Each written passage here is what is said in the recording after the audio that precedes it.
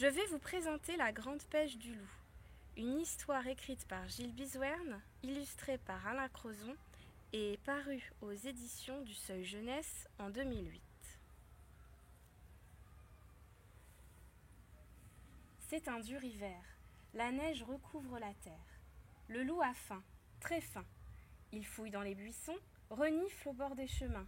Mais il ne trouve rien, rien à manger, rien à se mettre sous la dent. Enfin, il arrive près d'un étang. Zut, l'eau est toute gelée, toute glacée. Le loup se gratte la tête. Comment faire pour attraper des poissons? Soudain, voici Renard le rusé, Renard le farceur. Bonjour, compère loup, comment vas-tu?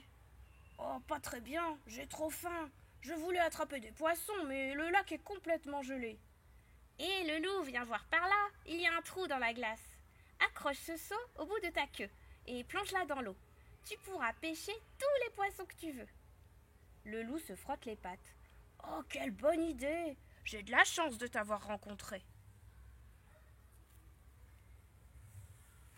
Aide-moi à accrocher le seau à ma queue, dit le loup au renard.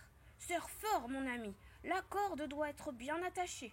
J'ai l'intention d'attraper plein de poissons, des dizaines, des centaines, des millions. Le renard fait un double nœud, un triple nœud. Puis il dit: quand ta queue sera dans l'eau, ne bouge pas, sinon tu feras peur aux poissons. Et crois-moi, plus tu attendras, plus tu en attraperas. Le loup plonge doucement sa queue dans le trou. Ouh là là, c'est mouillé! Ah, gla, que c'est froid! Il claque des dents, frissonne toute la nuit. Ouh là là, ah, gla. Toute la nuit, l'eau gèle, la glace se resserre autour de sa queue. Elle devient de plus en plus lourde. Alors, le loup se lèche les babines. Oh, j'attrape des tonnes de poissons. Ça va être bon. Il attend longtemps.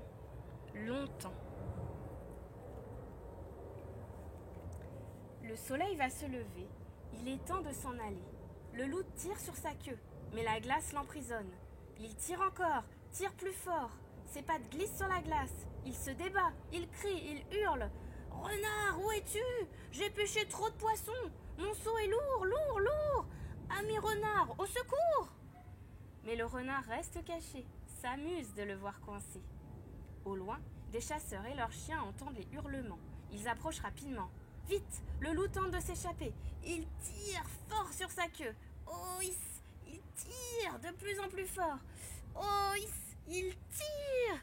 Et crac, il s'est arraché la queue au ras des fesses. Ouh, ça fait mal. Il s'enfuit à toute vitesse, disparaît dans la forêt.